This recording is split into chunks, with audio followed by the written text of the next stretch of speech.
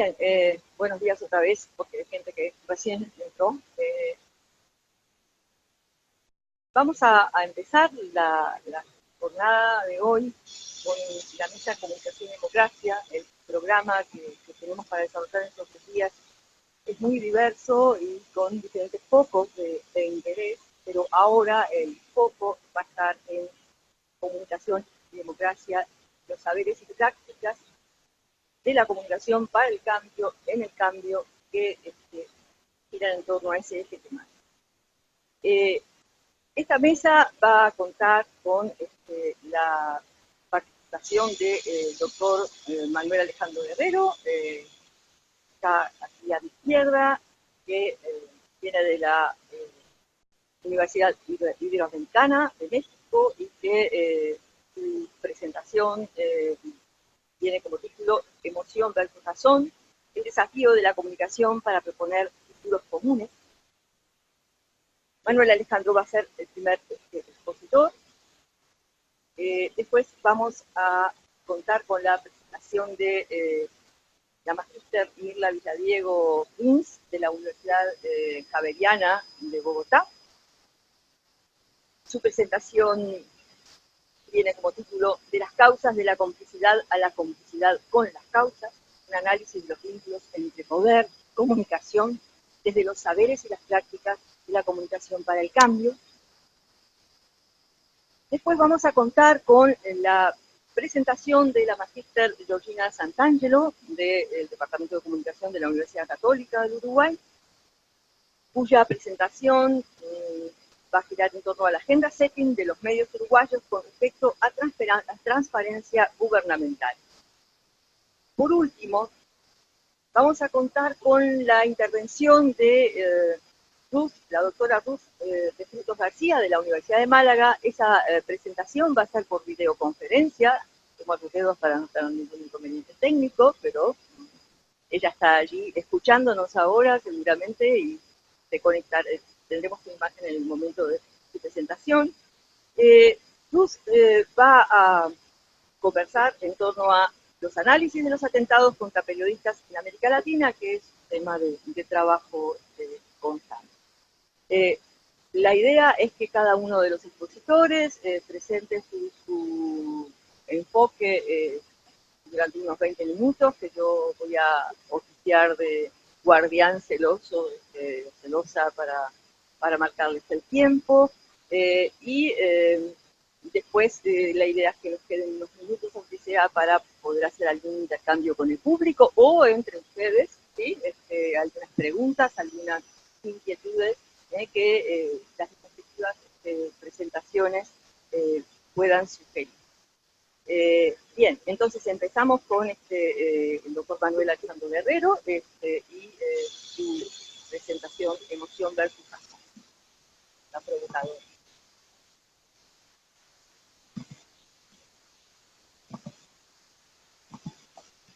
¿Qué tal? Muy buenos días a todos.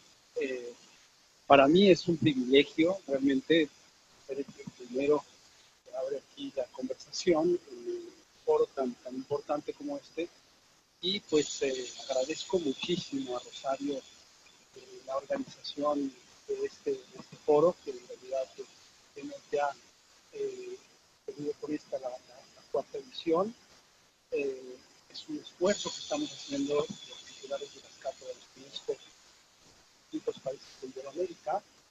Y bueno, pues me da muchísimo gusto estar aquí en Uruguay participando en este foro. Les agradezco a ustedes su presencia. Y bueno, pues, sin más, voy a empezar ya con mis minutos. Bueno, yo quiero trabajar, o más bien, estoy trabajando un tema con varias investigaciones empíricas.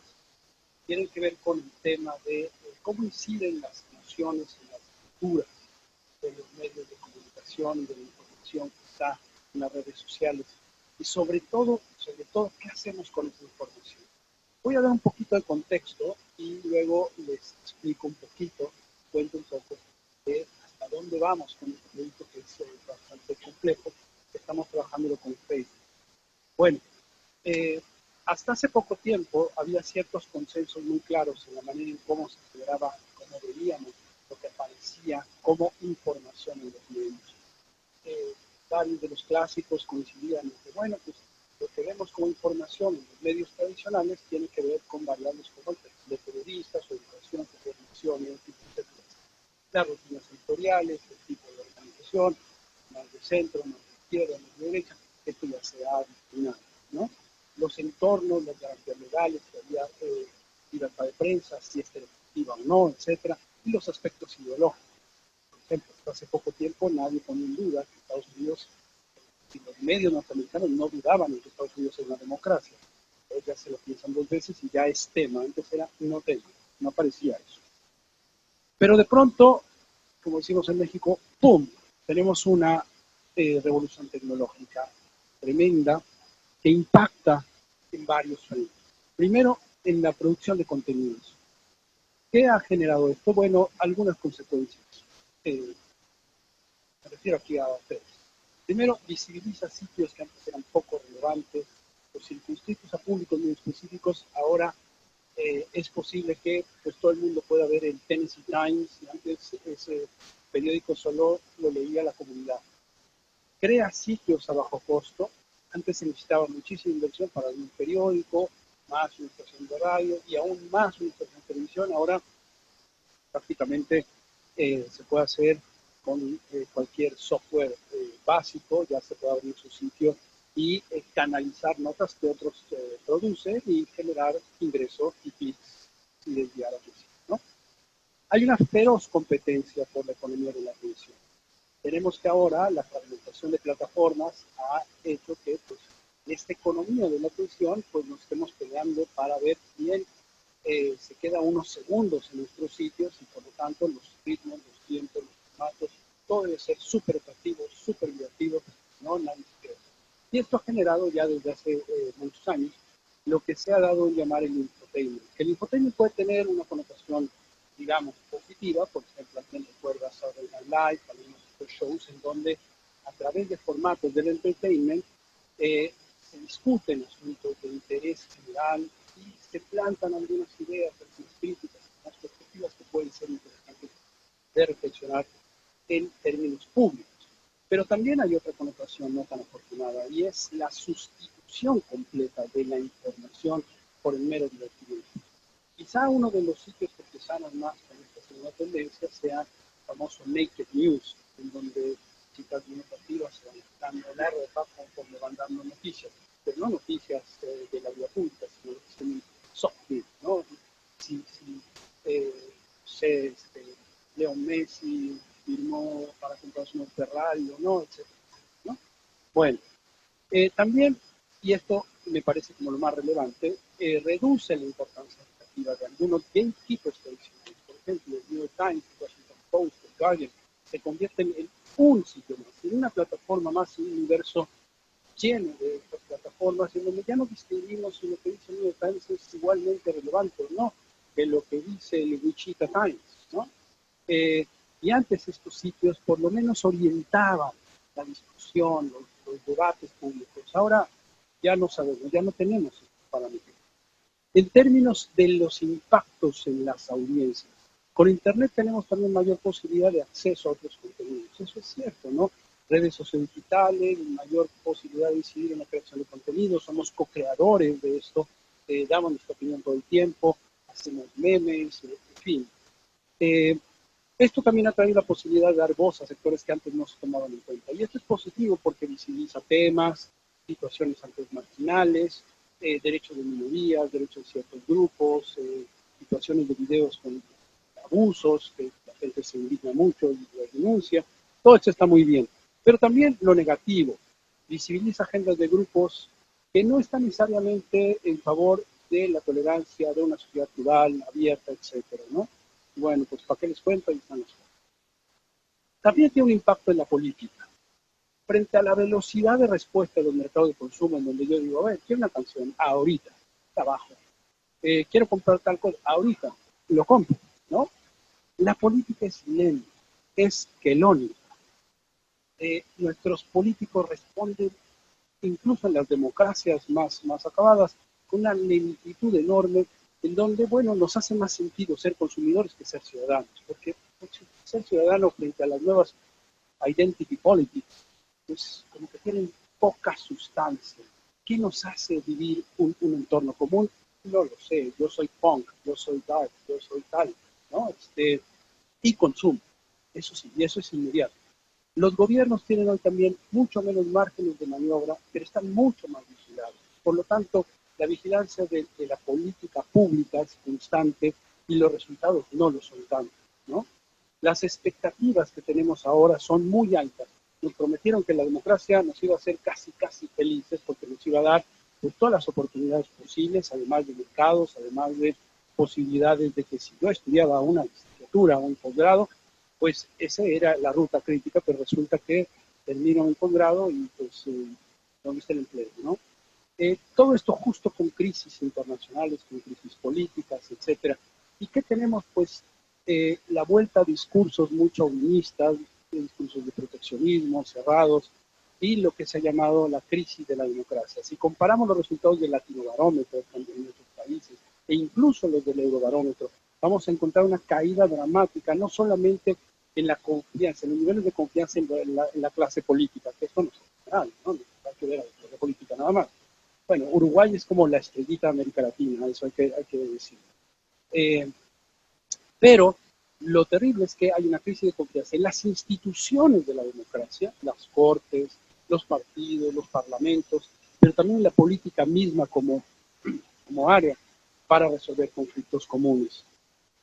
Y todo esto que favorece pues, un clima que se ha llamado la posverdad, que es este entorno en donde pues, realmente nos enganchamos mucho más que por la evidencia empírica, que por los datos, que por los razonamientos, por la emoción, por lo que es congruente y consonante con mis prejuicios y con mi visión del mundo.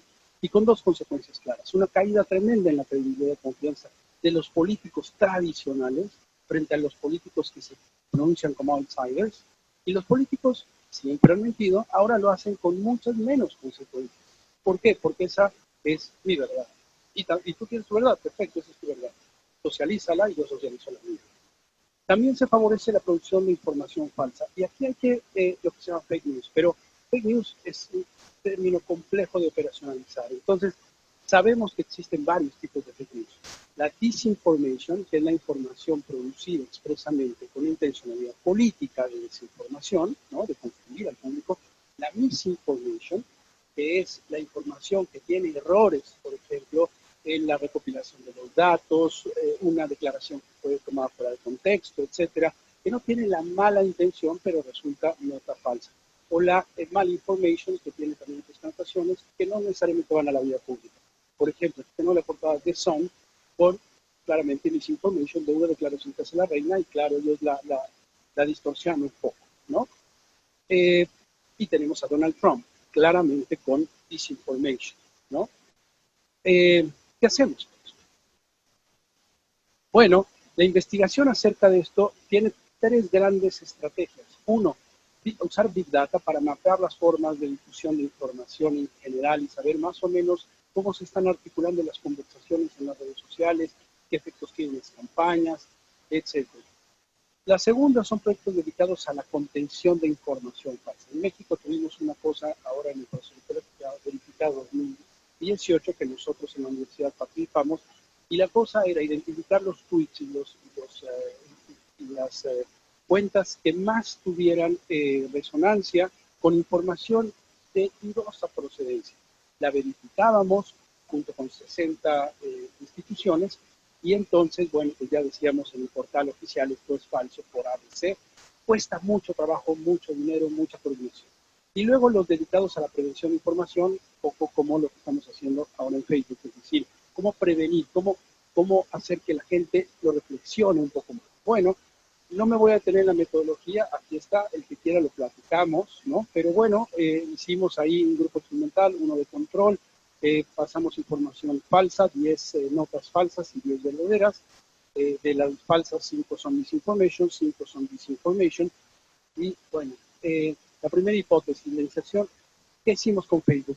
Te aparecía de pronto un pop-up que te decía, oye, la difusión de información falsa tiene un costo social y colectivo importante por distintas razones en un pop-up muy, muy sencillo.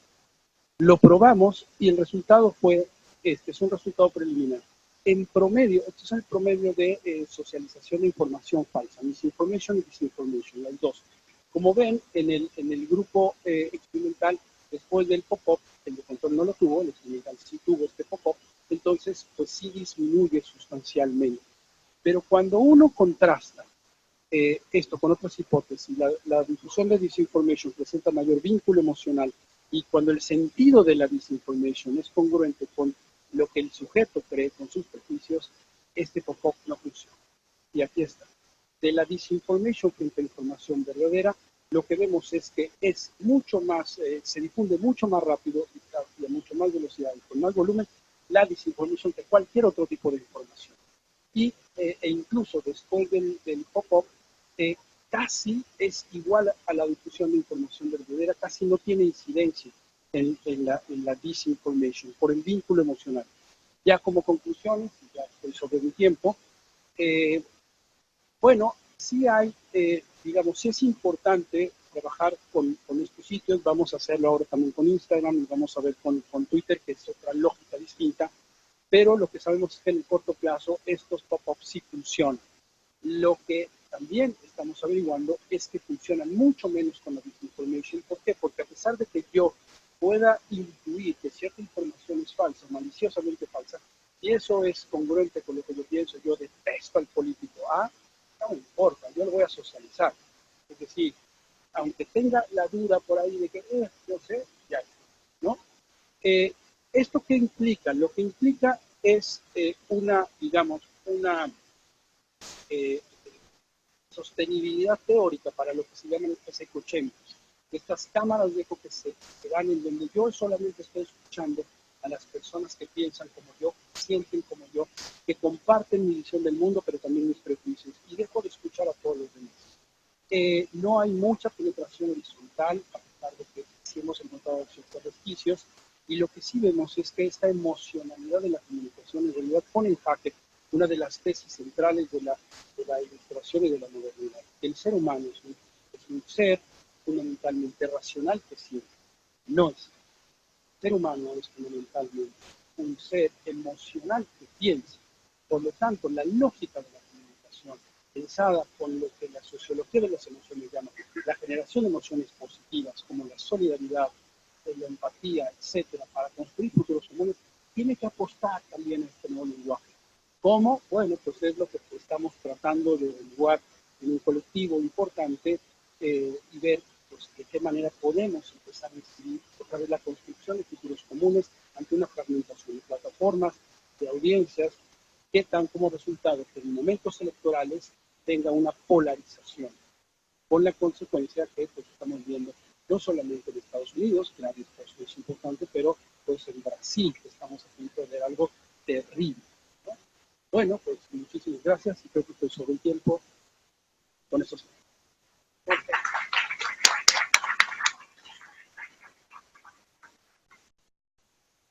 Bien, muy bien. Bien, pasamos ahora a la presentación de Gaby Gallego. Quizás lo que hacemos es cambiarnos de lugar porque no.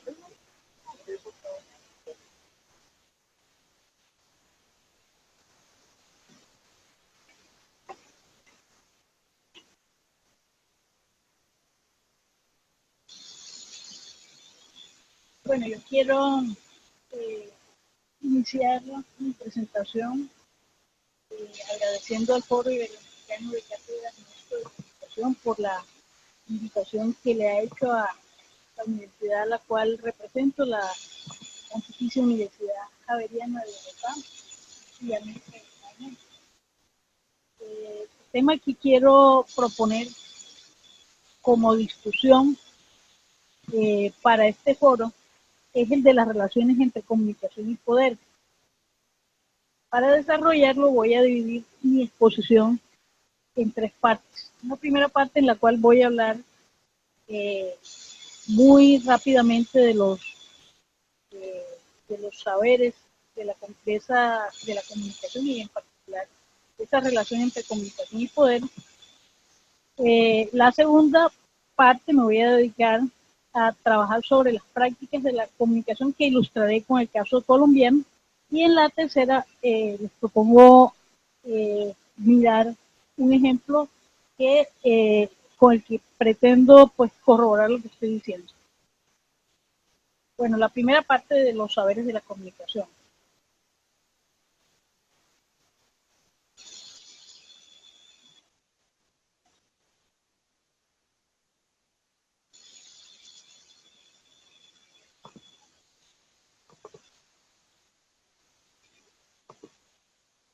Bueno, entonces,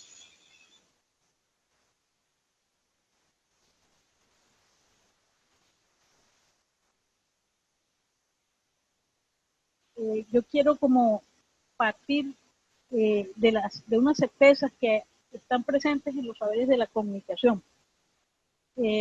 Porque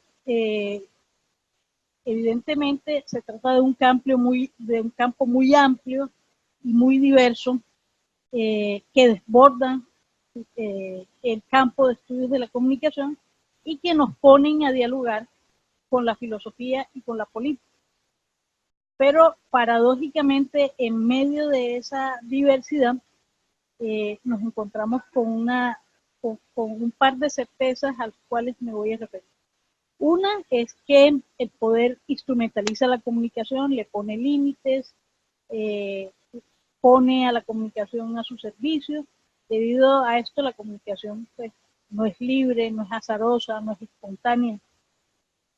Y este es un presupuesto que está muy atado a una idea que presentó Michel Foucault en una lección inaugural del año de 1970 en el Colegio de Francia, titulada El orden del discurso, donde se refería casualmente a cómo ese flujo continuo al que él llama comunicación y que tiene que ver con la interacción entre los individuos, ya sea una interacción mediada o no por tecnologías de comunicación, pues está sometida a estos límites. Y la segunda de esas certezas es que la instrumentalización de la comunicación no solo se lleva a cabo por un poder instituido, sino también por cuenta de poderes emergentes y alternativos que buscan cambios y transformaciones. Un poco hacia allá va la presentación del video que quiero hacer, pero no sobra decir que estas ideas de Foucault tienen unos antecedentes en Marx, cuando Marx hablaba de la dominación y decía que las ideas dominantes de la sociedad eran las ideas de la clase dominante. Y que pues esa dominación se debía en parte a que esa clase dominante tenía un control sobre los medios de producción y de reproducción social. Esto pues ponía sobre el tapete todo el problema de cómo era la conciencia, era la vida la que determinaba la conciencia y no la conciencia la que determinaba la vida. Es decir, aquí hay una mirada histórica muy particular. El otro referente en esa reflexión sobre las relaciones entre comunicación y política es Antonio Gramsci, en la reflexión que hace sobre ese ejercicio de poder al que él llama hegemonía y que opone y complementa con las ideas que Marx había planteado sobre la dominación, y en el cual el trabajo intelectual jugaba un papel muy importante en la transformación de la conciencia y en la transformación de la ideología política. Pero aquí hay un componente muy importante porque, digamos, va a ser como el punto de diferenciación entre Marx y Gramsci, porque lo que Gramsci estaba diciendo era que a través de la política y a través del despliegue de la voluntad era posible transformar esa historia. En la perspectiva de Marx, de alguna manera, habían una serie de limitaciones frente a esto porque el contexto, la estructura, de alguna manera, limitaba esa percepción del mundo, de la visión del mundo. Bueno, esa perspectiva gramsciana se encuentra, a mi modo de ver, mucho más claramente desarrollada en el planteamiento de Félix Guattari, cuando entiende el tema del poder como un ejercicio de la voluntad y piensa en el tema de cómo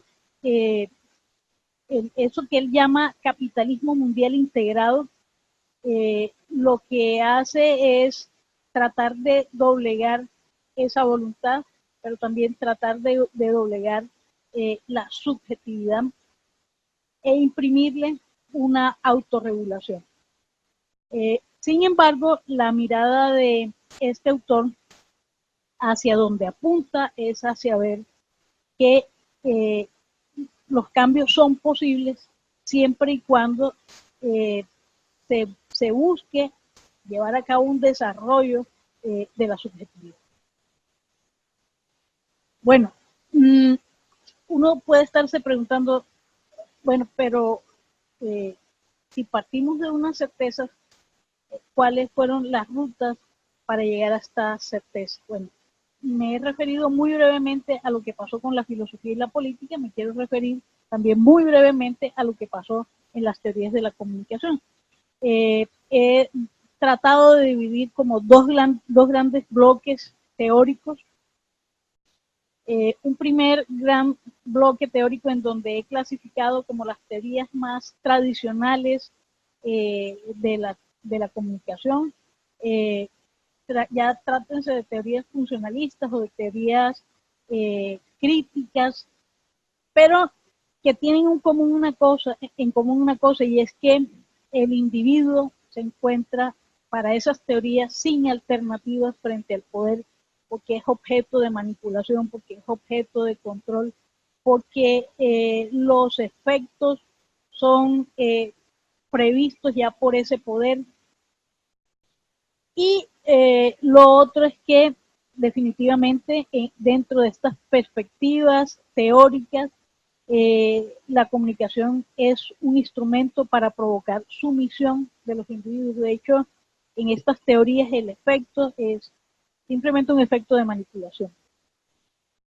Y por el otro lado, pues está el tema de una sofisticación del poder, porque lo que ven es en estas teorías en los medios de comunicación, en especial las teorías que vienen de la escuela crítica, asumen que el control del tiempo libre y de la sociedad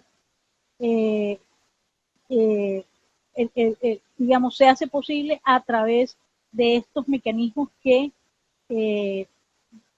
utiliza el poder a través de los medios de comunicación.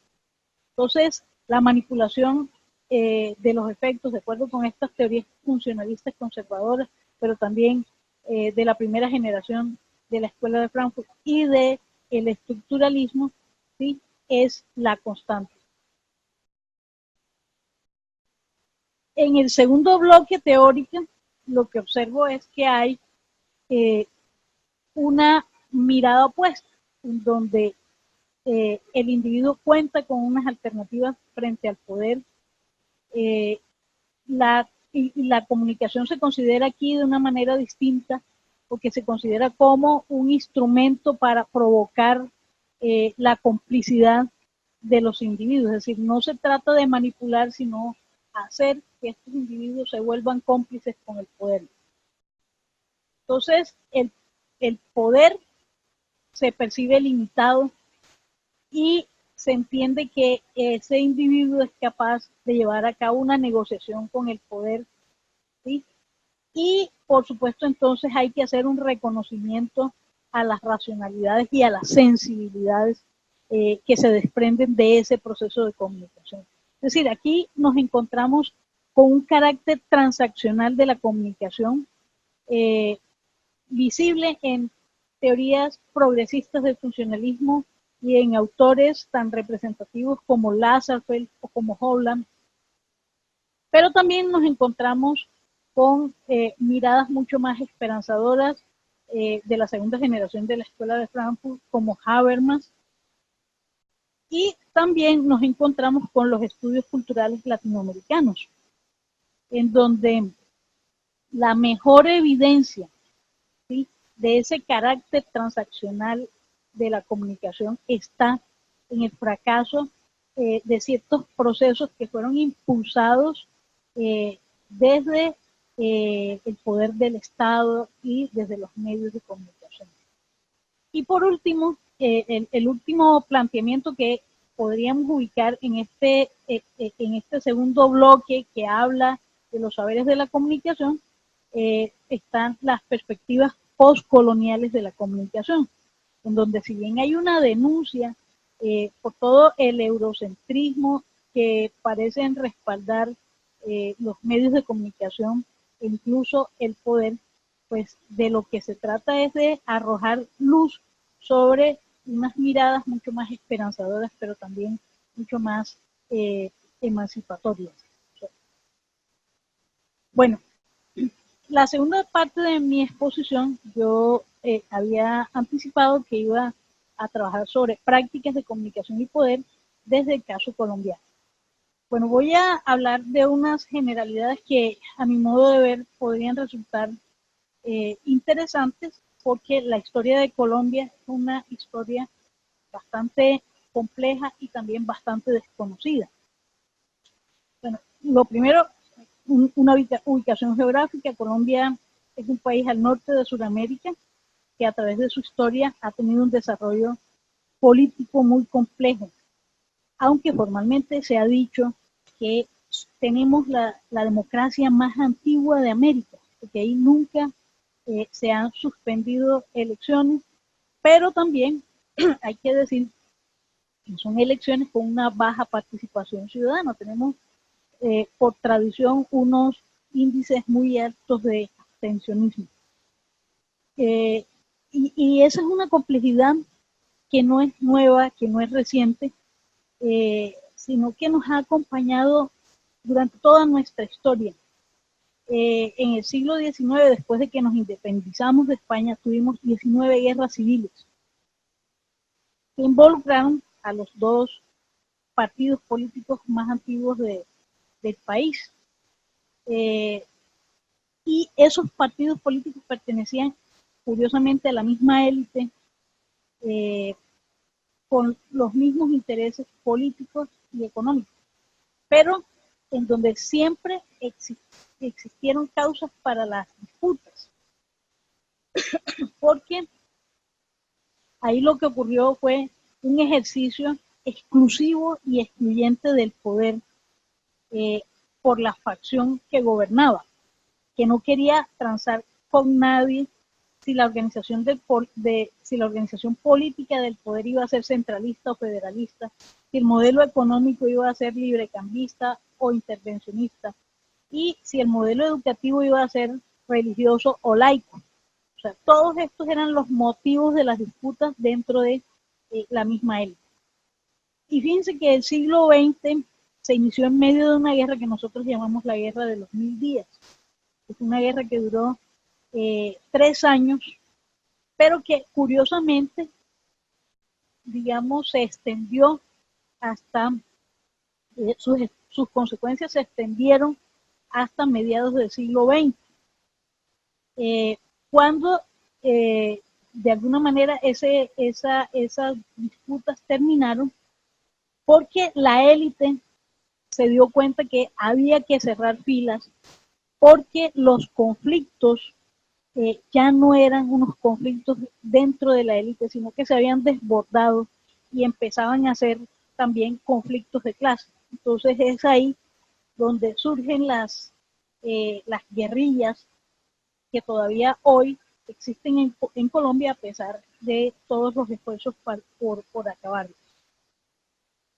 Entonces, el pacto del frente, se estableció un pacto entre esos partidos que se llamó el Frente Nacional y que de alguna manera empezó a borrar las diferencias ideológicas porque entre los partidos tradicionales se repartía el poder. Entonces, cada 4 años se alternaban el poder, o liberales o conservadores, pero siempre entre la misma élite, y la idea era cerrar filas en contra de otras expresiones políticas. Entonces, claro, eso quería decir que la guerra nos seguía acompañando. Y dentro de ese Frente Nacional, entonces, se diseñaron como 2 tipos de estrategias para enfrentar la guerra. Uno era la estrategia militar y la otra era la estrategia clientelista. Nosotros llamamos clientelismo a una política de cambio de favores. Es decir, los políticos le ofrecen a los electores empleos, le ofrecen a los electores, no sé, bolsas de cemento, licor, a cambio de los votos. ¿Sí? Entonces, esto terminó por corromper, pero también por desencantar la política. Es decir, yo comencé diciendo que había índices de abstencionismo muy altos, que incluso habían llegado al 62% en algunas oportunidades. Entonces,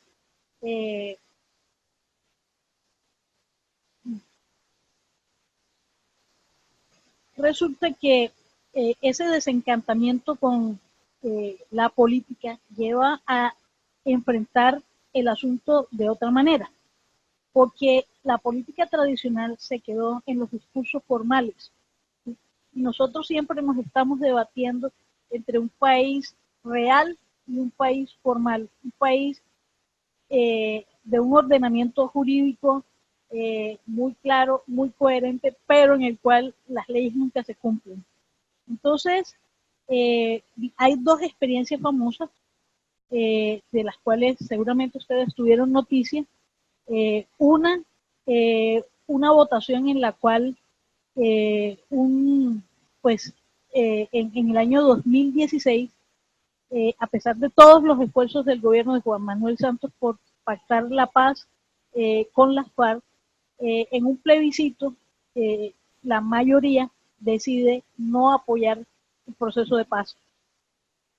Y el otro caso es un caso reciente de la consulta anticorrupción del 26 de agosto pasado, en donde curiosamente nuevamente se convoca a esta consulta y resulta que a la final no sale favorecida, le faltaron 400,000 votos para ser aprobada y digamos ciertos movimientos que estaban impulsando la consulta pues, se quedaron con las ganas de echarle mano a una clase política que históricamente ha sido corrupta porque ha vivido del clientelismo. Entonces, frente a los 2 casos que tuvieron baja cobertura mediática y poca pedagogía del Estado, hay una serie de movimientos que empiezan a revitalizar la política a partir de unas piezas de comunicación en donde invitan a la gente a movilizarse y en donde, aun cuando no logran ser experiencias completamente exitosas, sí mueven a un país apático frente a la política. Entonces yo quiero invitarlos a mirar el video y a ver cómo el uso de la ironía, el uso del humor, termina por movilizar a un importante sector de la ciudadanía.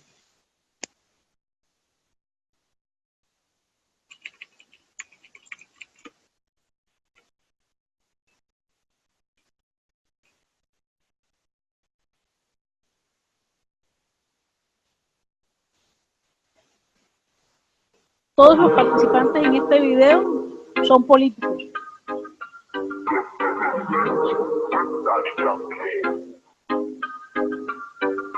Nunca supe que odio más si el maldito reggaetón fuese cáncer de Colombia, que se llama corrupción. Si pongo a alguien a cantar con cortes y periodistas, puede ser reggaetonero o puede ser progresista.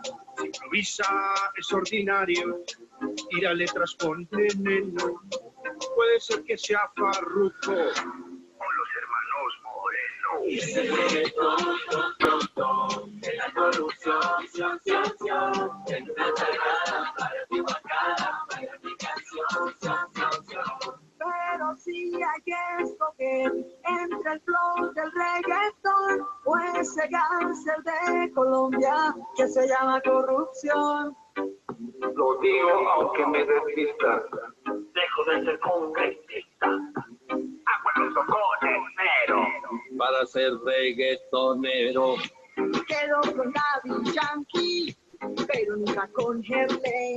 Es congresista dormido que criticaba a los gays. Yo prefiero a Nicky Jam antes que a Ida Melano.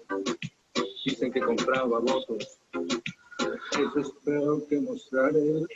Ese reggaetón, de la corrupción, en una tarada para ti guacala, baila mi canción. Ese reggaetón, de la corrupción, en una tarada para ti guacala, baila mi canción. Se te contó, boca sin lechona, no digo pasito, aunque sea gritona. Quiero que el corrupto, que ahora siempre gana, sea como mi pelo y vaya a la cana. La corrupción odio, la corrupción mata. Si no es corrupción, pues bailo en una pata. Y ese reggaetón, de la corrupción, en una charrada para tu guacala, baila mi canción. Ese reggaetón, de la corrupción, en una charrada para tu guacala, baila mi canción. Ese reggaetón, Si tú eres corrupto, no tienes rebaja. de la corrupción, Muestra a quién contratas tu salario bajo. capas sabremos entonces trabajo.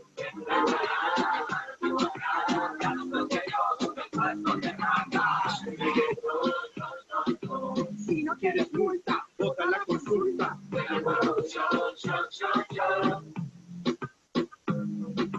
Lo diré clarito, aunque soy cabal. Todos a votar, emulado el carro. lo digo sin gritos y sin disimulo. Y si no lo hacen, luego yo les muestro. Bueno, no sé si de pronto reconocen algunos de los personajes. El señor que muestra su pierna artificial es Antonio Navarro, un exguerrillero. Entonces, no sé si conocen la historia, pero él perdió la pierna una vez, pues cuando estaban en la firma de los procesos de paz con el M-19, que era la guerrilla a la que él pertenecía. Un militar le tiró una granada y pues hizo que quedara él sin la pierna, y un problema en la garganta porque se le habían destruido unos nervios. El otro personaje que de pronto identificaron ahí es Santana Mockus, el famoso antipolítico de Colombia, que pues comenzó haciendo carrera primero como profesor y luego como rector de la Universidad Nacional, y fue muy reconocido por sus actos de irreverencia, ¿sí? Algunas alusiones aparecen ahí a esa etapa de la vida de Antanos Mockus, porque él en una ocasión se bajó los pantalones y le mostró el trasero a los estudiantes. Entonces por eso aparece la referencia ahí. Y la otra congresista famosa es Claudia López, también conocida por posiciones muy irreverentes. Ella en este momento ya no es senadora, pero es una candidata fuerte en las próximas elecciones, o a la alcaldía o a la presidencia. Ella dice que no lo ha decidido, y es gay, que eso es todo un escándalo en un país tan conservador como Colombia, ¿sí? Entonces, digamos, todo lo que hay en este video condensa, a mi modo de ver, algo que se está cocinando políticamente en Colombia. Como les digo, un país que tradicionalmente ha estado desencantado con la política. Eso es todo. Gracias.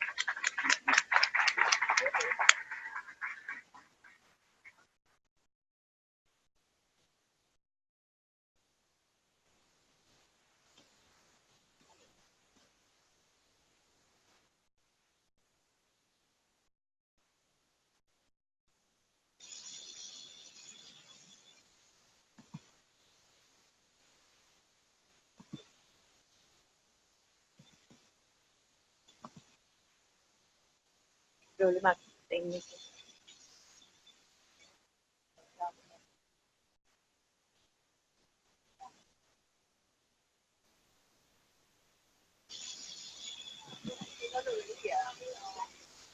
Bueno, estamos.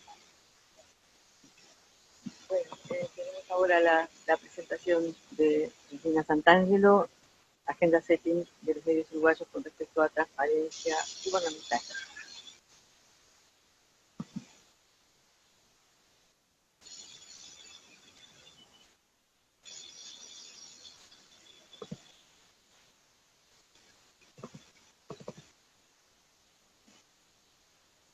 Bueno, buenos días para todos y todas. Es un honor para mí compartir la mesa con Manuel Alejandro y con Mirla. Han sido aportes interesantes, que han tenido un tiempo para conversar. Lo que les vengo a presentar es los primeros resultados de una investigación que está en una fase muy exploratoria. Por eso le solicité a Rosario poder presentarla aquí en esta instancia, porque lo mejor que te puede pasar es compartirla con colegas para enriquecerla, para charlar, para discutir. Les quiero contar antes de cómo surge esta investigación. Desde el Departamento de Comunicación tenemos una línea que se llama Gobierno Abierto de Acceso a la Información Pública, que nació desde el 2008, cuando se aprueba en Uruguay la Ley de Acceso a la Información. Monitoreamos desde ese año el nivel de cumplimiento de todos los organismos, y una de las conclusiones que siempre teníamos en el informe, o que siempre reflexionamos con los organismos que monitoreamos, es la necesidad de fortalecer la cultura de la transparencia en el país, ¿verdad? Pensando en ese sentido y tratando de salir del simple monitoreo, que lleva mucho trabajo, pero en realidad como producción de conocimiento teníamos como esa inquietud. Dijimos, bueno, vamos a tratar de visualizar o empezar a observar aquellos actores que tengan que ver con la producción o el fortalecimiento de esta cultura de la transparencia, y comenzamos con, obviamente, los medios de comunicación. Acá hay que hacer como algunas aclaraciones, y por eso está en fase de exploración. Uruguay, como adelantaba Manuel Alejandro, tiene algunas características muy particulares. Básicamente empezamos a mirar desde los informes de consumo cultural, la inversión máxima de la publicidad que siguen dando en medios tradicionales. La agenda bien se construye de medios todavía tradicionales, la radio, la televisión, y sobre todo la prensa papel sigue siendo en Uruguay, digamos, los actores protagonistas de la construcción de noticias. Por lo tanto, comenzamos por los medios tradicionales. Ya nos vamos a complementar. Entonces, lo que hicimos básicamente fue un recorrido de prensa de un año, que llevó desde el 1 de abril de 2017 hasta el 31 de abril de este año. Nos pone una simple pregunta: ¿de qué hablan los medios y si hablan los medios uruguayos de la transparencia gubernamental? ¿Por qué entendemos transparencia gubernamental? Es una obligación por parte de los organismos de un Estado democrático de poner a disposición del ciudadano toda aquella información que se realiza dentro de cada organismo, que nos pertenece a todos por ser ciudadanos y porque se construye en organismos del Estado que manejan presupuestos del Estado, ¿verdad? ¿Por qué es pertinente y en este contexto y en este foro esta investigación? Bueno, el derecho de información o el derecho de acceso es un derecho que tanto organismos internacionales como nuestra propia normativa nacional lo considera un derecho que abre la puerta a otros derechos. Y eso es muy importante.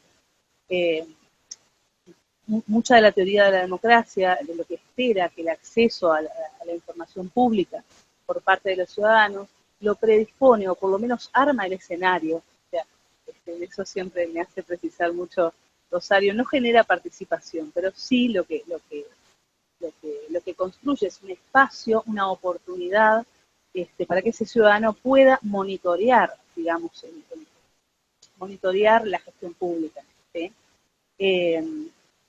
Por lo tanto, tomar decisiones acertadas de su vida cotidiana. Hoy nuestro rector justamente nos hablaba de eso, ¿no? De que cada uno de los cambios nos afectan en nuestra vida cotidiana. Por lo tanto, el tener información disponible, tanto económica como política, ¿no? Nos facilita en nuestra pequeña vida cotidiana tomar decisiones más acertadas, prever, prevenir, ¿no? Por eso es que se dice o se considera a nivel internacional y también nacional que el derecho a la información, el derecho al acceso, es un derecho bisagra. Por eso nos metimos digamos, con este concepto, ¿no? Bueno, como les dije, yo soy la cara visible de un gran equipo.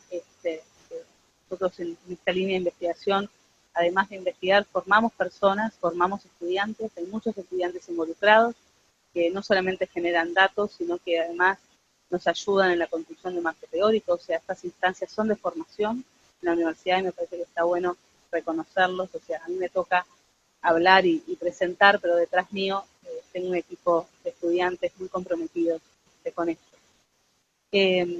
Básicamente además de abordar los medios tradicionales, lo abordamos también desde las teorías más tradicionales.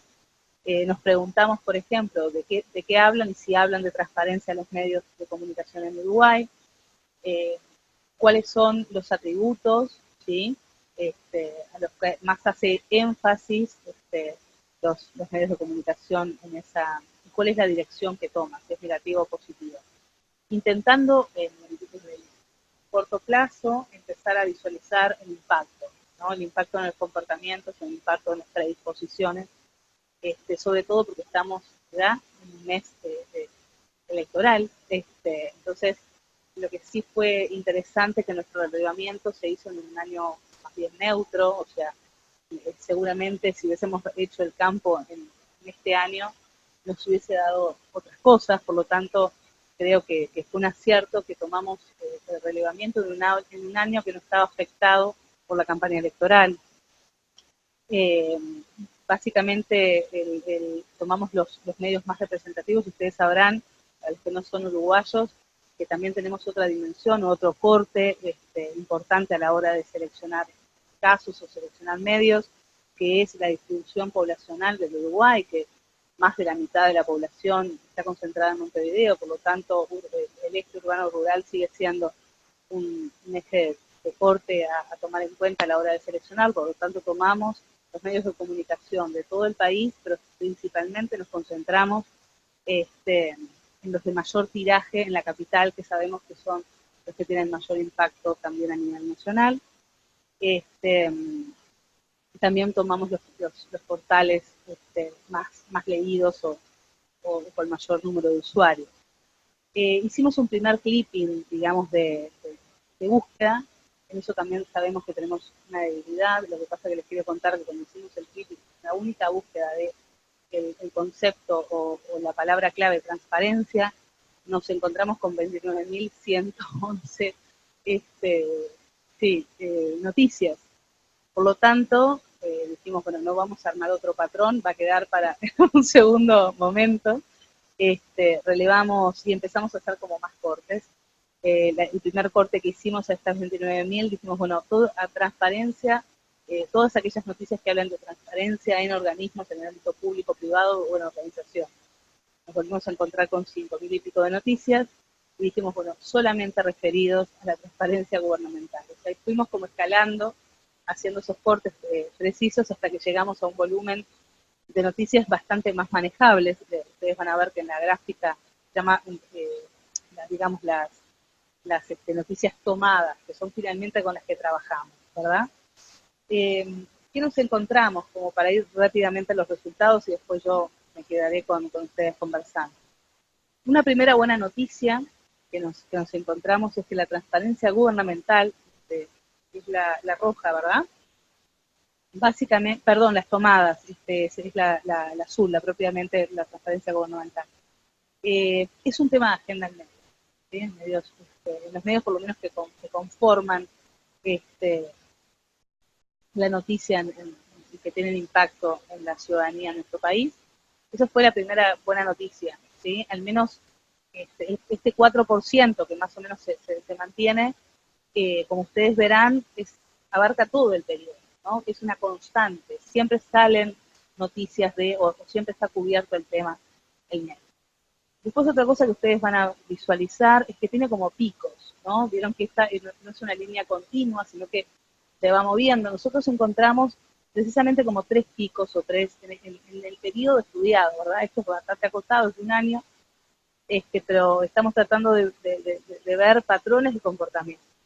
Ustedes verán que hay un pico que comienza en julio del 2017, ¿sí? Es la tercera observación, hasta noviembre del 2017, ¿sí? Nosotros a esos tramos, ¿sí? A esos tramos les llamamos hitos. Empezamos a buscar en el material, ¿sí?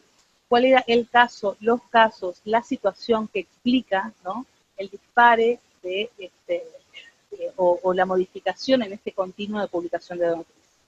Lo que sí descubrimos es que hay como 3 casos o 3 hitos que marcan esta oscilación en la frecuencia de noticias con respecto a transparencia gubernamental, que coinciden justamente con 3 casos de corrupción en el país y que involucran justamente a jerarcas,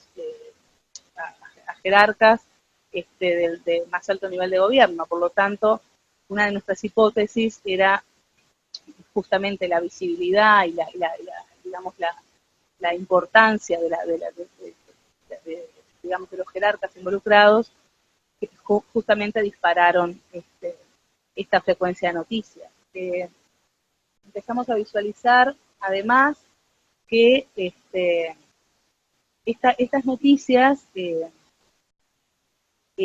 se concentran, digamos, en algunos aspectos, en algunos atributos de lo que tiene que ver con la transparencia gubernamental, y otros temas quedan fuera de agenda. Básicamente, nosotros empezamos a ver que las noticias se concentraban, ¿sí?, en cuestionamientos éticos, ¿sí?, cuestionamientos éticos que no tienen una repercusión penal, ¿verdad?, pero son cuestionamientos éticos a determinados jerarcas o a determinados organismos o instituciones. Otro de las dimensiones o atributos son gestión de los dineros públicos, es algo que importa y que está en la agenda de los medios. Las irregularidades no son actos de corrupción propiamente, ¿sí? No hay un enriquecimiento propio o identificable de determinada persona, pero sí son denuncias de irregularidades que se cometen dentro de los organismos de diferentes niveles, ¿no? Luego tenemos cuando llamamos corrupción, los medios justamente dejan entrever que hay un enriquecimiento ilícito e individual de alguna organización jerarca. Los salarios, ¿sí?, el debate entre los salarios, digamos, entre los organismos públicos es un tema de agenda. El financiamiento de los partidos políticos no es un tema menor. Consideramos que, bueno, generalmente cuando estamos en la antesala de la campaña electoral es un tema, por lo menos en el país, de agenda. Y luego medidas de transparencia. Las medidas de transparencia son todas aquellas protocolos, formalización de procedimientos, de procesos, que publican los mismos organismos o que se debaten entre los mismos agentes, a la luz de las noticias. O sea que lo que empezamos a visualizar es que estas primeras noticias, esta masa de noticias de transparencia gubernamental, se ajusta en determinados atributos. A nosotros nos llamó poderosamente la atención que hay otros temas que no entran en la agenda, por ejemplo, la calidad de la información que le llega al ciudadano, no se debate, no está en los medios, la calidad, la accesibilidad, ¿no? Estamos a 10 años de una ley de acceso, y eso nos pareció interesante que no encontrarlo en la agenda de los medios, ¿verdad? Otra de las observaciones que nos pareció interesante, que si ustedes ven las etiquetas o los atributos concentrados de estas noticias, vemos que los que se llevan el 60% del cúmulo de noticias observados son corrupción, cuestionamientos éticos y irregularidades. ¿Bien? Por lo tanto, en términos de dirección, si bien nosotros no estamos midiendo impacto todavía, ¿sí? Estamos en eso, va a ser nuestro segundo paso, sí empezamos a visualizar que por lo menos en el tema de cómo se encuadra o cómo se está encuadrando las noticias sobre transparencia gubernamental en los medios, podemos prever que tiene un encuadre más bien negativo en términos de dirección, ¿no? Esto me parece que también puede ser interesante luego medir impactos en un contexto electoral, ¿verdad? Luego miramos o cruzamos por actores referidos o agentes referidos. Y esto también nos pareció interesante presentarlo hoy. Como ustedes verán, hay cinco agentes mayormente referidos en este cúmulo de noticias sobre transparencia gubernamental, que son Agustín Bascú, que es un jerarca a nivel de gobierno local, del departamento de Soriano, o sea, perdón que hable así, pero como hay personas extranjeras, tengo que ser más precisa. Ya 5 minutos. Después tenemos a Leonardo de León, que actualmente ocupa la dirección de Alur, que es una empresa del Estado. Raúl Sendic, que es nuestro ex vicepresidente de la República. En ese momento, cuando nosotros levantamos las noticias, era justamente el jerarca de ANCAP, o el director de ANCAP, nuestro órgano de explotación de combustibles Portland. Susana Muniz, actualmente nuestra ex ministra de Salud Pública, y nuestro actual presidente Tabaré Vázquez. ¿Bien? Estos son los actores mayormente referidos en este cúmulo, o este primer corte de noticias de transparencia gubernamental. ¿Qué es lo que nosotros, cuando hacemos el corte por temática o por atributo, lo que sí nos llama la atención es que la distribución de estos atributos, los cuales, la distribución de los atributos en este cúmulo de noticias no es proporcional cuando lo cruzamos por actor referido. Hay actores referidos que están más vinculados a otros atributos, ¿sí? A otros atributos con una dirección más negativa que otros. ¿Cuál es el caso, por ejemplo, de Agustín Bascú? No nos parece menor, no nos parece una observación menor, ya que Agustín Bascú pertenece, ¿sí?, al partido de oposición con más fuerza en este momento, ¿sí? También siempre pensando en el contexto electoral. Entonces, como para finalizar, ya estoy adelantándome las conclusiones, pero una de las cosas que nos llaman también la atención, más allá de que el tema está en agenda, se reconocen 3 momentos claves o hitos, la cobertura de los medios monitoreados jerarquizó determinadas temáticas por encima de otras y deja afuera otras. La dirección parece estar más orientado a representar aspectos más negativos que positivos de la transparencia gubernamental. La mayoría de los actores referidos en la agenda de los medios pertenecen a la esfera político-partidaria. Esta es otra de nuestras características como país. Yo creo que esto es propio de la cultura política uruguaya, ¿no? Y las dimensiones o temas que se concentran en la agenda de los medios respecto a la transparencia no se distribuyeron de forma proporcional. Yo creo que esta es una de las cuestiones que vamos a tener que seguir concretamente lo que estamos haciendo con el equipo es, sacamos estos 4 casos, ¿sí? Más emblemáticos o que se corresponden con este periodo, y vamos a hacer el encuadre, el framing, el análisis de contenido, para poder en otra instancia ver el impacto que tuvo en estas personas concretas que son representantes de fuerzas político-partidarias en un contexto de elección, ¿verdad? Muchas gracias.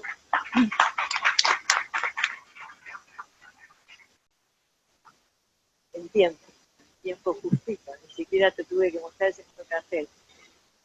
Bien, ahora tenemos el momento de conexión con Ruth, y vamos a ver cómo nos sale. Me confío allí, ustedes, no sé qué tengo que hacer. Saludo a Ruth, ¿no? Hola Ruth, ¿cómo estás? Hola, buenas. ¿Me oyen? Funciona todo. ¿Cómo estás, Ruth? Muy bien, muy buenos días, muy buenas tardes. No sé si me ven. Todavía estamos esperando la imagen. Ok. Bien. Muy bien. Ahora sí. Ahora sí, perfecto. Hola. ¿Y tú nos escuchas bien? Sí, oigo perfectamente. La única cosa que querría preguntar, tal vez a Lucía, es cómo puedo compartir la presentación desde aquí. Bueno, seguramente ellos, los chicos que están allí lidiando con todo este asunto. Ruth, ¿me escuchás? Sí. ¿La compartís? Abajo tenés un botón que dice compartir pantalla. Me va a aparecer. Yo te habilité para que se configure. Perfecto. A ver si es posible. ¿Ven la presentación? Sí. Perfecto. Muy bien. Está siendo todo extremadamente fácil. Muchísimas gracias. Bien. Bueno, simplemente por temas técnicos querría saber, ¿ahora mismo están viendo solo la presentación? Y a ti también. Y a ti tomando agua. Muy bien, eso es, preparándome pues. Muy bien, bien. Bueno, entonces, Ruth García, de la Universidad de Málaga, la tenemos aquí en esta maravilla que es estar conectados a esta hora, y te escuchamos, Ruth. Muy bien, muchísimas gracias. Como saben, esta mañana vengo a presentarles parte de la investigación que venimos realizando desde hace años sobre los atentados y las agresiones a periodistas en América Latina, dentro de un proyecto mayor también relacionado con la iniciativa de UNESCO París, sobre todo en todo lo que tiene que ver con el Día de la Impunidad. Antes de nada, aprovecho y hago los agradecimientos, que con los temas técnicos se me habían olvidado, a la propia Rosario, a Lucía, a Eduardo, a todos los técnicos que me están ayudando con esta retransmisión, pero también a Matías Ponce, quien me invitó a la UCO por primera vez en 2014, cuando estaba desarrollando una estancia de investigación precisamente sobre indicadores de desarrollo mediático, que es parte del contexto y del marco por el cual posteriormente empezamos a trabajar en seguridad de periodistas.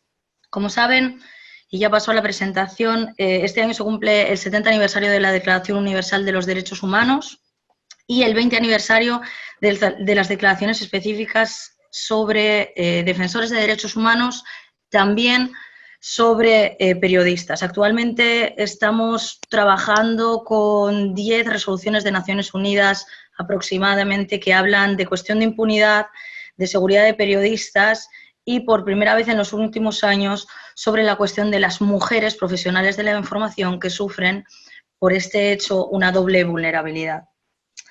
Dentro del Plan de Acción de Naciones Unidas sobre seguridad de periodistas y cuestión de impunidad hay distintas líneas. Una de ellas es el trabajo fundamental de la academia. Es uno de los stakeholders, de los actores que tienen que trabajar activamente en la divulgación de la seguridad de los periodistas. Es fundamental que los periodistas de mañana sepan cuáles son las herramientas que tienen que utilizar para protegerse a ellos y a sus fuentes. Este es el mapa de periodistas asesinados por región de Naciones Unidas dentro del informe que publicó la propia UNESCO en 2017. Supongo que muchas de las personas que están en la sala lo conocen perfectamente, pero nos sirve para analizar el marco. Como ya saben, tanto el profesor Diagnóstico como yo llevamos años publicando investigaciones científicas que analizan cerca de 1.100 casos de asesinatos y desapariciones forzadas desde 1970 hasta 2015 aproximadamente en América Latina, y esta sería como el segundo paso. Es el informe de Naciones Unidas que trata el periodo 2012-2016.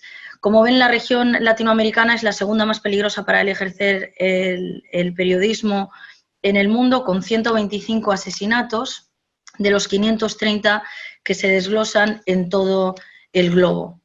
Si analizamos a qué se dedican esos profesionales de la información, vemos que principalmente se dedican a la televisión, a medios audiovisuales, aunque cada vez más se dedican a la multiplataforma, a multitareas. No sé si se me escucha bien.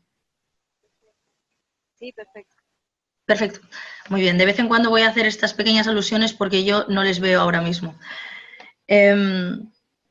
De esos periodistas, cuando se les preguntan en qué zona trabajan y se desglosa por sexo, nos damos cuenta que la mayor parte de ellos son periodistas locales, muchos de ellos en zonas rurales con difícil acceso, con debilidades estructurales que tienen que ver con la diversidad de perpetradores que atentan contra los profesionales de la información en América Latina, y en la mayor parte de los lugares son hombres.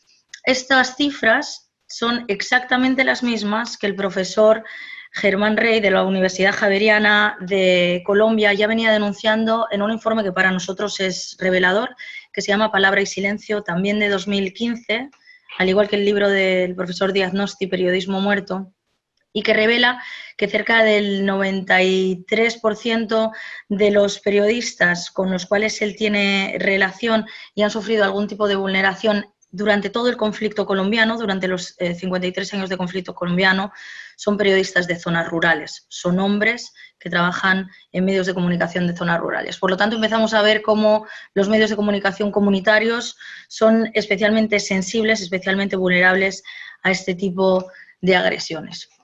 La impunidad, que es uno de los temas que nos unen también con el profesor Matías Ponce, se detecta, según UNESCO, en 9 de cada 10 casos. Recientemente, Artículo 19 México denunciaba que en el 93% de los casos de crímenes cometidos contra periodistas mexicanos era imposible identificar no solo al autor intelectual, sino también a los autores materiales de los hechos.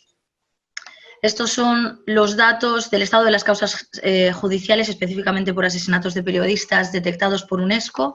En la segunda fila pueden ver el caso de América Latina y el Caribe y ven cómo solo el 15% de estas causas están resueltas. No es una cifra muy halagüeña, pero es un poquito más de la cifra total de todos los casos registrados en el mundo. La particularidad del estudio que realiza UNESCO París y en el que nosotros intentamos colaborar es que hacen un seguimiento de los casos y también exigen a los estados responsabilidad en el seguimiento de las agresiones a los periodistas. Es una de las particularidades por las cuales el pasado 3 de mayo en Ghana, UNESCO París nos propuso realizar por primera vez la conmemoración del Día contra la Impunidad de Crímenes de Periodistas, que como saben se celebra el 2 de noviembre. Nosotros lo celebraremos el 8 de noviembre en Madrid, por primera vez en España, y contaremos con la presencia de una profesora de la Universidad Autónoma de Chiapas. Aprovecho para saludar a Manuel Alejandro, que le veo en la sala. Es fundamental denunciar la situación de vulnerabilidad que sufren los compañeros y compañeras mexicanos y posteriormente veremos algunos casos. Ya hablábamos de que los asesinatos son la punta del iceberg, son el final de una cadena o de una concatenación de vulneraciones de derechos humanos que suelen empezar con otro tipo de agresiones que tienen que ver con la criminalización, con el robo de material, con el troleo en redes sociales, en cuentas, en el acceso al correo electrónico y con amenazas. Les voy a comentar algunos de los casos en los que estamos trabajando y que forman parte de la investigación para no aburrirles con cifras, puesto que entiendo que si están interesados les podemos enviar algunas de nuestras últimas publicaciones en JCR sobre el caso. Este es uno de los últimos casos de una de nuestras organizaciones hermanas, de CELIBRE en Honduras, supongo que lo conocerán, es Bartolo Fuentes, él es periodista, al igual que su esposa. Durante un breve periodo de tiempo ha formado parte de la vida política hondureña, pero es llamativo el proceso que ha sufrido en las últimas semanas derivado de la cobertura mediática de la caravana que está intentando llegar a Estados Unidos. En los últimos días, Bartolo sufrió un proceso de criminalización en redes sociales y en medios de comunicación convencionales a través de múltiples perpetradores, también las autoridades, que se resolvió al mismo tiempo que su esposa se desplazaba de Honduras a Guatemala denunciando que lo habían apresado, junto con el director de Celibre, Edi Tábora, y precisamente en el momento en el que estaban denunciando en Guatemala, junto con otras organizaciones de derechos humanos, el señor Fuentes es trasladado a Honduras y puesto en libertad sin cargos. Les voy a... No sé si tenemos tiempo, Rosario, la idea es que la presentación dure menos de 15 minutos, si es correcto. ¿Puedo poner un pequeño vídeo? 20 minutos. Perfecto, entonces podré poner el vídeo completamente, si te parece. Estas son las declaraciones del señor Fuentes en su llegada al aeropuerto de Honduras. No sé si se oye bien, voy a parar un momentito para que me digan si se escucha bien el audio, ¿de acuerdo? Okay.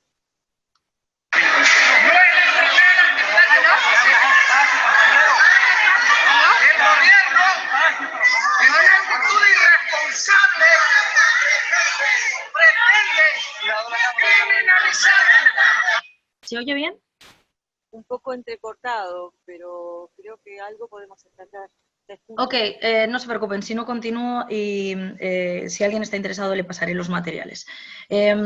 Lo que venía a denunciar el señor Fuentes era un proceso de criminalización que no es solo, del que no es solo víctima los periodistas, sino también otros defensores y defensoras de derechos humanos. Les voy a poner algunos de los ejemplos de la criminalización que ha venido denunciando la organización Celibre con respecto al caso de Fuentes en los últimos días.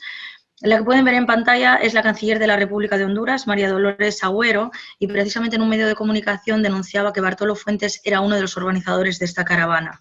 Incluso se ha llegado a decir que el señor Fuentes pagaba a los miembros de la caravana, que como saben ya son cerca de 9.000, hasta $500 por cada persona que se sumase. Obviamente, supongo que todos podemos hacer una cuenta rápida y darnos cuenta de que tal vez el señor Fuentes no disponga de tanta financiación.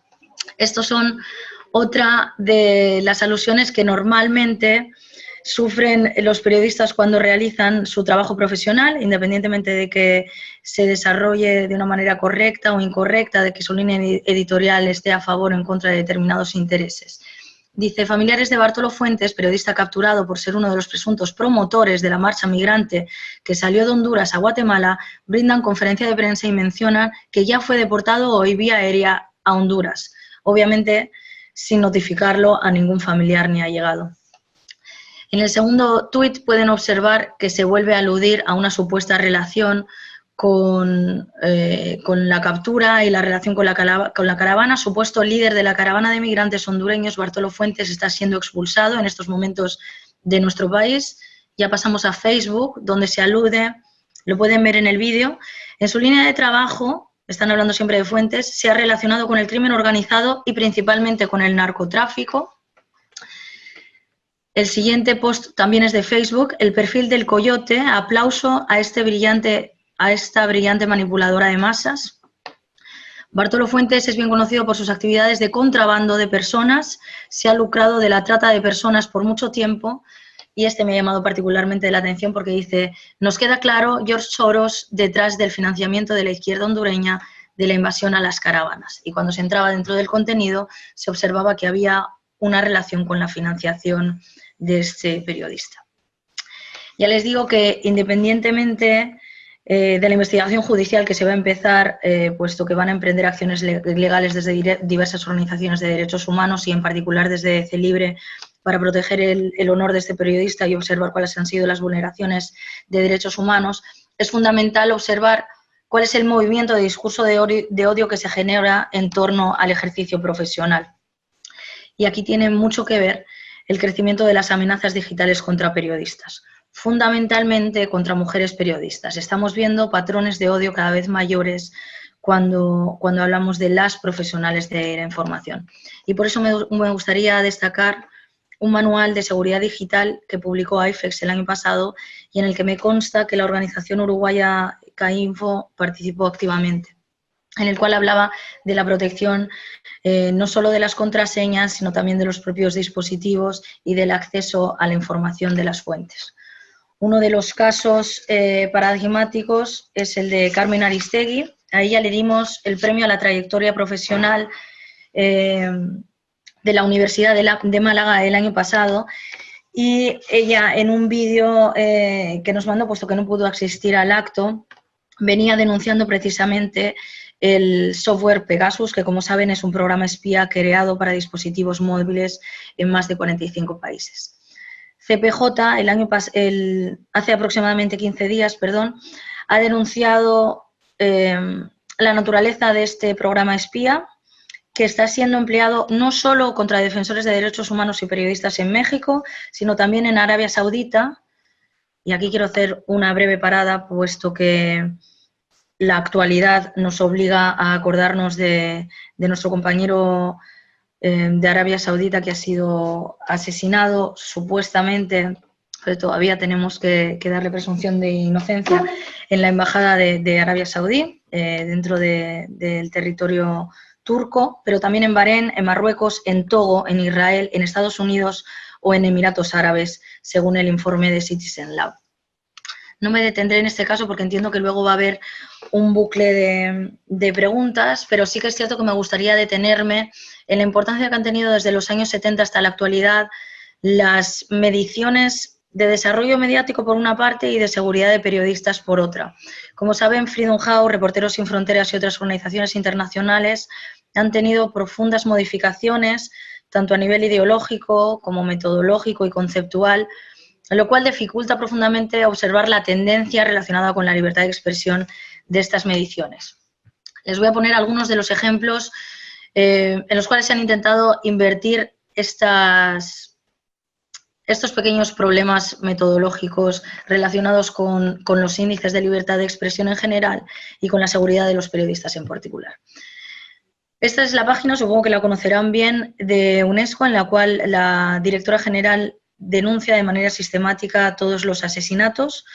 La forma de trabajo de la Cátedra UNESCO de Comunicación de la Universidad de Málaga tiene mucho que ver con esta página, puesto que a través de nuestros compañeros y compañeras en América Latina normalmente retribuimos esa información a UNESCO París y a través de ella se contrasta y la directora general después realiza la denuncia. Estos son los asesinatos que han sido condenados en el periodo anterior, 2012-2016, por lo tanto, por Irina Bokova y no por la actual jefa o responsable de UNESCO. Como ven, según estos datos, México es el segundo país más peligroso para ejercer el ejercicio profesional en todo el mundo después de Afganistán, que recordemos que es un país en conflicto abierto. Y estas son algunas de las plataformas más interesantes, por lo menos bajo nuestro punto de vista, y que merecen también ser analizadas para observar cómo se está realizando el trabajo dentro y fuera de la región latinoamericana. Es la plataforma para promover la protección del periodismo y la seguridad de los periodistas. Y la particularidad que tiene es que se hace un estudio del caso y se hace un seguimiento de la respuesta del Estado, que al fin y al cabo es el responsable último de la salvaguarda de la seguridad de los profesionales de la información. Estos son algunos de los casos, por ejemplo, del corresponsal de Die Welt en Turquía, en el cual a día, no sé cuándo hice este pantallazo, creo que fue a principios de octubre, el Estado turco no había respondido. Estos son otros de los observatorios, en este caso tienen que ver con las entidades y las asociaciones de periodistas afiliadas a la Federación Internacional de Periodistas. Como ven, en América Latina se centralizan la mayor parte de denuncias relacionadas con asesinatos a periodistas en el mundo. Reporteros Sin Fronteras tiene la clasificación mundial y en vista de las deficiencias analizadas, sobre todo en los indicadores de Reporteros Sin Fronteras y de Freedom House, la Cátedra UNESCO de Comunicación a partir de 2007 realiza su observatorio propio.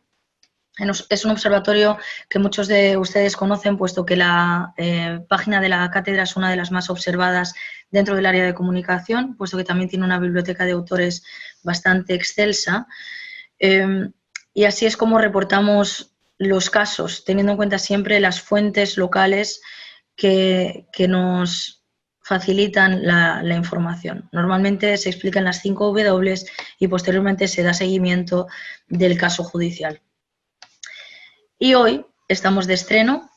Supongo que algunas de las personas que están en la sala conocen esta iniciativa que se llama Frontera Cautiva, realizada por 19 periodistas colombianos y ecuatorianos relacionados con los 3 periodistas ecuatorianos que fueron asesinados en la frontera en marzo de este año. Frontera Cautiva tiene varias particularidades, pero la principal es el trabajo en red para la lucha contra la impunidad. Tiene mucho que ver con un proyecto anterior que se hizo con otro asesinato en Europa, en este caso de la periodista Daphne Cazuba, de Malta, y The Guardian, junto con su familia, que es una familia tradicionalmente dedicada al ejercicio de la profesión periodística, realizaron un proceso de investigación arduo sobre quiénes eran los perpetradores, tanto materiales como intelectuales, de la historia. Esta mañana he estado hablando con Jonathan Bock, que es el director de investigaciones de la FLIP, de la Fundación de Libertad de Prensa de Colombia, donde pude realizar una estancia de investigación este verano. Ellos estaban ultimando parte de la investigación Frontera Cautiva y destacaba 3 puntos principales que creo que son fundamentales también, y ya nos vamos acercando a las conclusiones, de las amenazas en toda la región. La primera tiene que ver con que la mayoría de amenazas vienen de funcionarios públicos, por lo tanto, hablamos de que hay una multiplicidad de perpetradores, pero que en la mayoría de los casos la omisión o la acción de las autoridades perpetúan la vulnerabilidad. En segundo, que hay zonas veladas para la prensa, especialmente en lugares fronterizos, donde la impunidad es aún mayor. Y en tercero, precisamente tiene que ver con la impunidad. Esta impunidad es la manera que tienen de perpetuar los ciclos de violencia contra la prensa. En Colombia, la justicia en violencia contra periodistas no supera el 3%, según aludía el propio Bock esta mañana.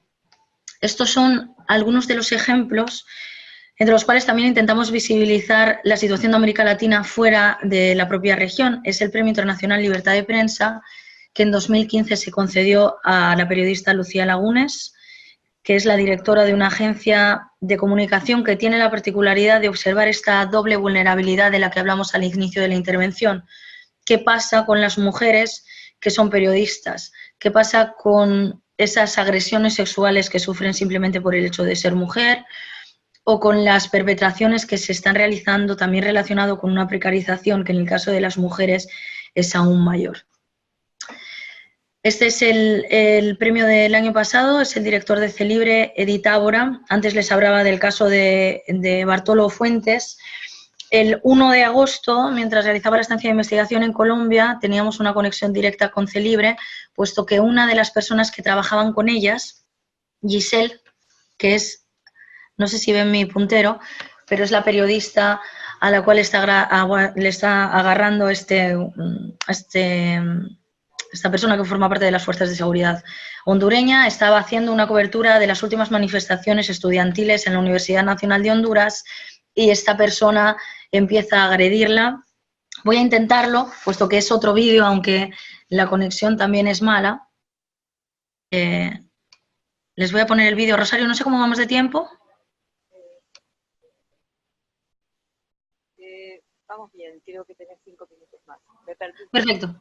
Muy bien, simplemente quiero compartir con ustedes este vídeo, la denuncia pública que hace Celibre, cómo nosotros intentamos internacionalizar en la medida de lo posible la denuncia y posteriormente daré paso a las conclusiones.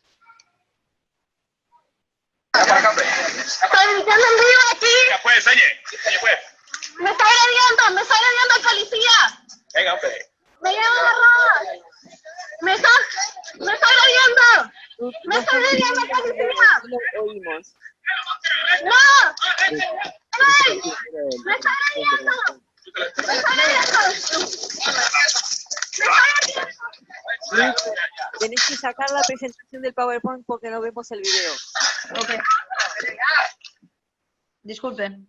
¿Sí? ¿Escuchaste? Solo compartiste la presentación, no compartiste el escritorio completo. tenés que compartir. Ok, cosas del directo, perdón. Un momentito que maximizo más. Tenés que dejar de compartir el Zoom. Arriba el botón rojo, dejar de compartir y compartir el video. Es una barra arriba, verde. Un momentito. Lo estoy intentando ampliar.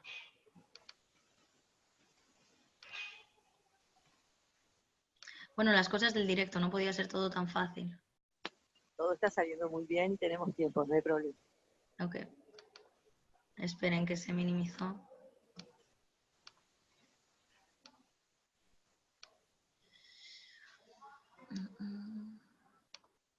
Luego cuando intento compartir se minimiza la imagen. Un momentito.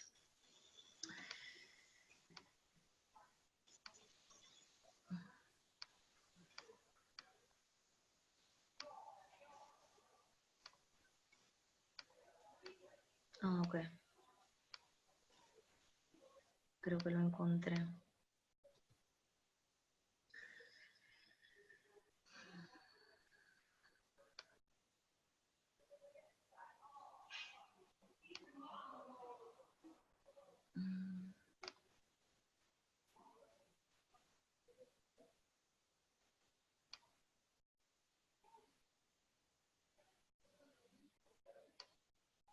Aquí.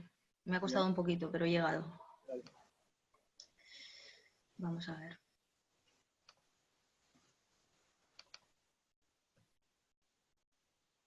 Ahí va, ahora sí. Lo que quiero ver es si pongo el vídeo, si ustedes ven el vídeo. ¿Ven el vídeo? No. Eso es lo... Es que tenía que abrirlo. Un momentito. Bueno, estoy haciendo un pequeño máster sobre Zoom. Está bien, a tiempo récord. Sí. Ahora en teoría eso. Ahora sí. Ahora sí lo veo. Muy bien. Solo les pido un poquito de paciencia.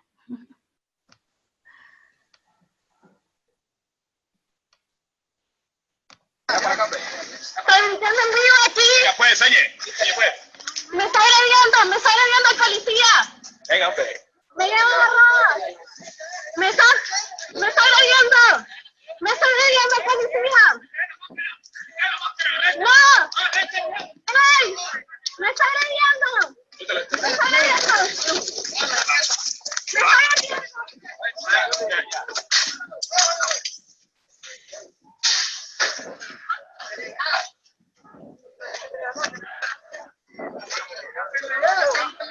Trae la máscara, trae la máscara. Quítale la máscara, quítale la máscara. Quítale la máscara, quítale la máscara. Quítale la máscara, mueve.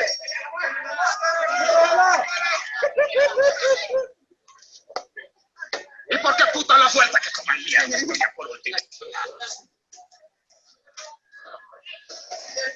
No, está perro pedazo. Me gusta siempre dejarlo hasta el final, puesto que se observa la necesidad implícita que tienen las fuerzas de seguridad de terminar con la retransmisión en directo, puesto que la periodista estaba retransmitiendo por streaming en Facebook. Obviamente, lo único que estaba haciendo esta profesional de la información era retransmitir a través de una red social las manifestaciones que estaban sucediendo dentro de una universidad pública hondureña. Y a partir de este momento, cuando las fuerzas de seguridad la observan, empiezan primero a increparla y posteriormente a perseguirla, a lesionarla. De hecho, hay un parte de lesiones específico y esta es una de las imágenes más llamativas. No voy a poner el vídeo del director de Celibre, puesto que está yendo todo muy bien a nivel técnico y tampoco quiero forzar mucho la máquina, pero lo que se venía denunciando era que obviamente había una identificación de esa persona de las fuerzas de seguridad específicamente, también de su compañero, y que se exigían que hubiese algún tipo de medida, tanto disciplinaria dentro de las fuerzas de seguridad como a nivel judicial. De hecho, están actuando tanto de oficio con la Fiscalía como con una acusación particular dentro de la asesoría legal de Celibre. Como conclusiones, muy brevemente y para no extenderme, Esta era una breve presentación de un informe, ya les decía, que tiene que ver con un seguimiento de cerca de 1.100 casos desde los años 70, específicamente desde el siglo XX hasta finales de 2017 eran 452 casos, perdón, desde inicios del siglo XXI hasta 2017 eran 452 casos los que hemos analizado, pero sí que es cierto que para esta presentación nos parecía más interesante ir caso por caso, viendo que las perpetraciones se repiten desde el norte de México hasta el sur de Argentina. Si bien el asesinato es la forma más extrema de atentar contra la libertad de expresión, hemos visto que los hostigamientos, las agresiones de todo tipo, el temor, la desprotección y la impunidad se perpetúan como herramientas para que la verdad no sea publicada.